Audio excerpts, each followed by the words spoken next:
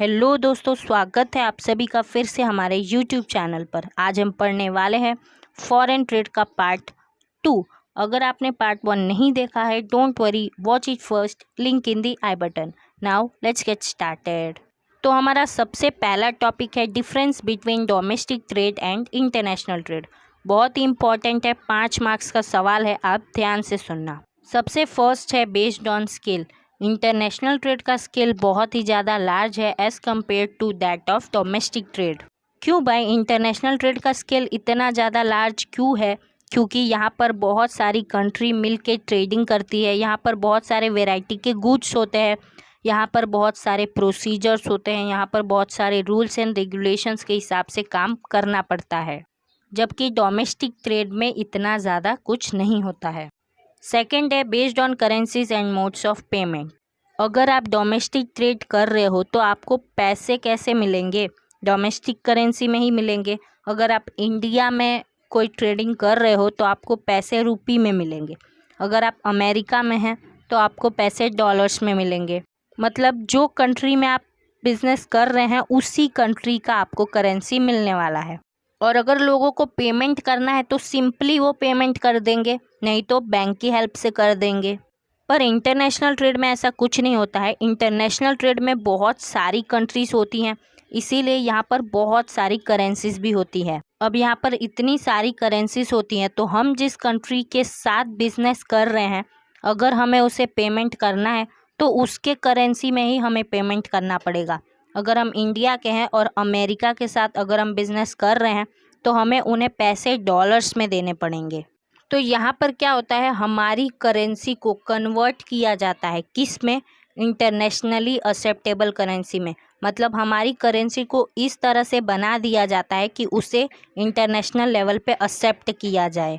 इसके अलावा international trade में बहुत सारे प्रोसीजर्स करने होते हैं, बहुत सारे परमिशंस लेने होते हैं, बहुत सारी ड्यूटी को क्लियर करना पड़ता है। जो बायर्स है, जो सामान खरीदने वाले हैं, उन्हें लेटर ऑफ क्रेडिट भी लेना पड़ता है। यहाँ पर इतना सब होता है। थर्ड है based on language, culture and society. Domestic trade के अंदर जो भी काम होता है एक पर्टिकुलर लैंग्वेज में होता है, कल्चर भी सेम होता है और सब एक दूसरे को कहीं ना कहीं जानते रहते हैं। बट यहाँ इंटरनेशनल ट्रेड में ऐसा कुछ नहीं होता है। इंटरनेशनल ट्रेड में ये बहुत ध्यान रखा जाता है कि आप जो लैंग्वेज यूज़ कर रहे हो आपको सही से यूज़ करना है, कहीं कोई कंट्रोवर्सी ना हो जाए या फिर आप किसी के सेंटिमेंट को हर्ट ना कर दो, और ये बहुत बार हो भी जाता है। फोर्थ है based on transport cost. International trade में बहुत ज़्यादा ट्रांसपोर्ट का खर्चा आता है, क्योंकि यहाँ पर सामान एक जगह से दूसरी जगह नहीं, एक कंट्री से दूसरी कंट्री में आता है। जबकि डोमेस्टिक ट्रेड में क्या होता है, सामान बस एक जगह से दूसरी जगह जाता है, इसलिए यहाँ पर उतना ज़्यादा खर्चा नहीं आता है। फिफ्थ है based on degree of competition. Domestic trade में कंपटीशन थोड़ा कम होता है, लेकिन इंटरनेशनल ट्रेड में बहुत ज़्यादा कंपटीशन होता है। अब डोमेस्टिक ट्रेड में इतना कम कंपटीशन क्यों होता है?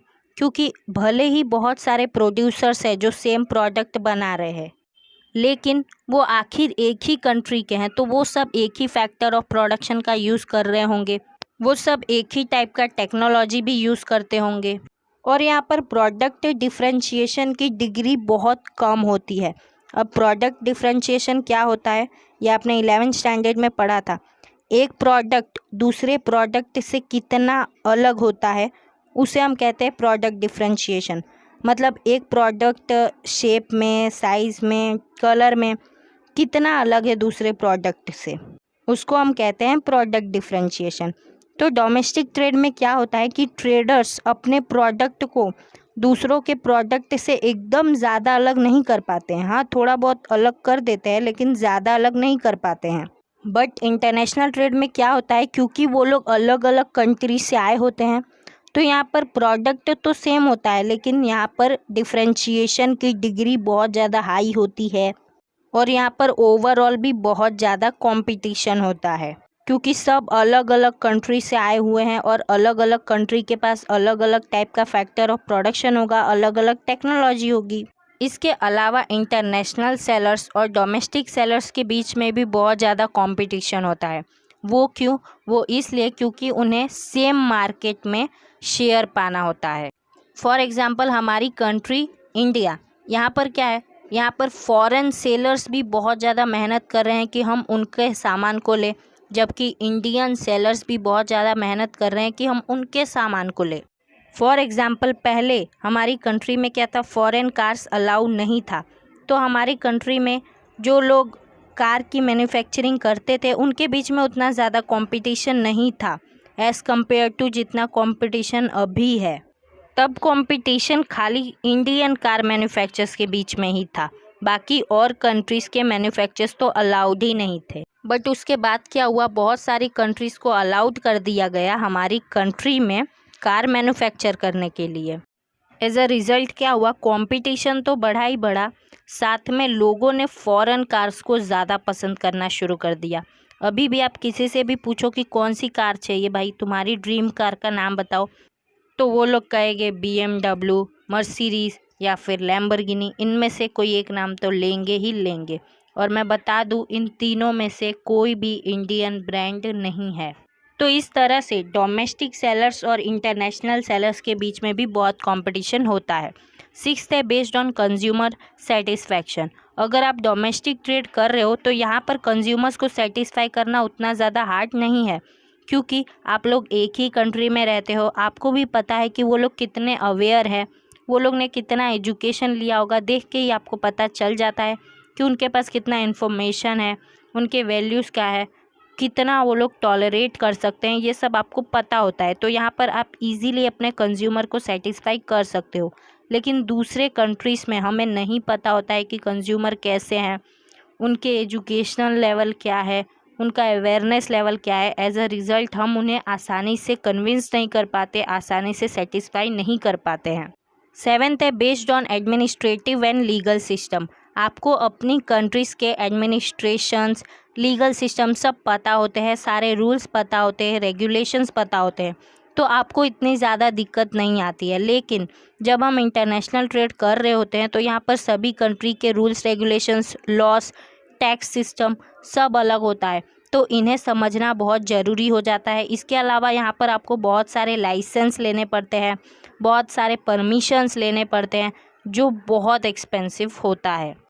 तो ये था डिफरेंस डोमेस्टिक ट्रेड और इंटरनेशनल ट्रेड का। अब हमारा नेक्स्ट टॉपिक है size of India's foreign trade. हमारी इंडिया जो फॉरेन ट्रेड करती है उसका साइज़ क्या है।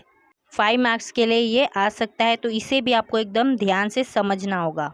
अगर सिंपली बताया जाए कि साइज़ ऑफ फॉरेन ट्रेड का मतलब क्या होता है, so it means the total value and volume of merchandise of import and exports of a country. यानी कि आपकी कंट्री में आप जो इंपोर्ट कर रहे हो, एक्सपोर्ट कर रहे हो, उससे टोटल वैल्यू कितना मिल रहा है आपको, इसके अलावा आप कितना इंपोर्ट एक्सपोर्ट कर रहे हो, इसी को हम कहते हैं साइज़ ऑफ फॉरेन ट्रेड। अगर हम बात करें हमारी कंट्री इंडिया की, तो जैसे जैसे साल बीतते जा रहे हैं हम क्या कर रहे हैं, जितने भी हम इंपोर्ट करवा रहे हैं उसके हम पेमेंट देते जा रहे हैं, जितना हम एक्सपोर्ट करवा रहे हैं उतना हमको इनकम मिलता जा रहा है। एज अ रिज़ल्ट हमारे कंट्री का नेशनल इनकम बढ़ रहा है और वर्ल्ड ट्रेड में हमारी कंट्री का शेयर भी बढ़ रहा है।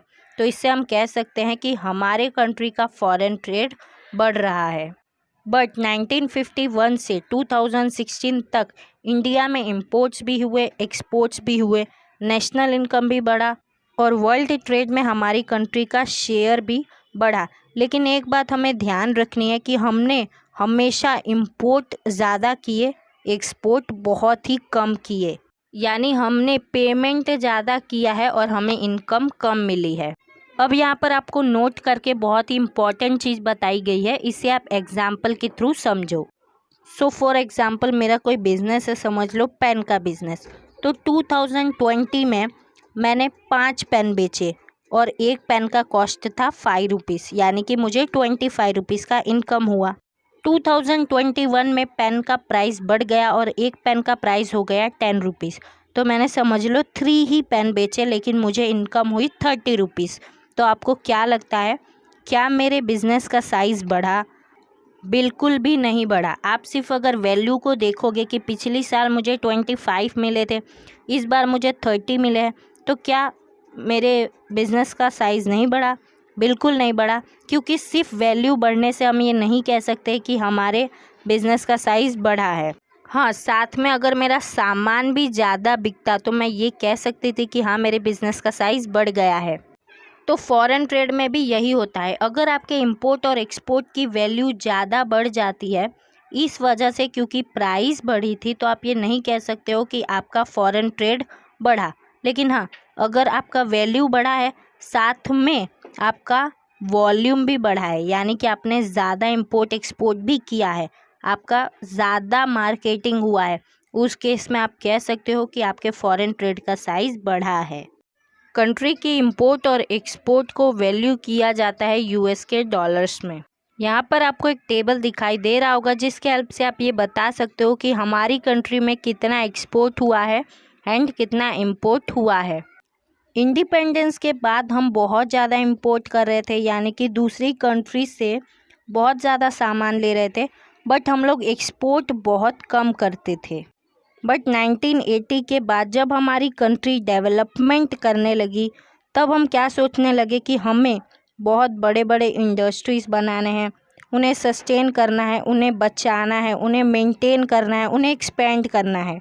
तो तब भी हम बहुत ज़्यादा इंपोर्ट कर रहे थे, एज वेल एज हम बहुत कम एक्सपोर्ट कर रहे थे।